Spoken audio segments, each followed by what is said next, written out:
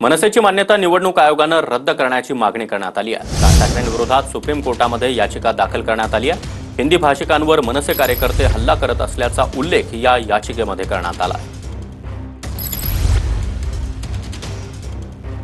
राजसाहेब ठाकरे, तुम्ही हिंदूंना मारायचा आदेश दिलेला आहे असं वाटतोय। राजसाहेब ठाकरे, आपण केवळ उत्तर भारतीय नव्हे, मराठी लोकांचा पण विरोधक आहे। म्हणून मी तुमच्या विरुद्ध सुप्रीम कोर्टमध्ये जाऊन ही याचिका केलेली आहे। तुम्ही संविधानाचं उल्लंघन करू शकत नाही, हिंदू लोकांना तुम्ही मारू शकत नाही। आम्ही तुमचा विरोध करतो, निंद करतो आणि सुप्रीम कोर्टमध्ये तुमच्या विरुद्धचा आदेश आणणारच आहे। तर मनसेची मान्यता रद्द करण्याची मागणी याचिकेतून करण्यात आलेली आहे। निवडणूक आयोगानं ही मान्यता रद्द करावी अशी मागणी या याचिकेत करण्यात आली आहे। राज ठाकरेंविरोधात सुप्रीम कोर्टामध्ये याचिका दाखल करण्यात आली आहे।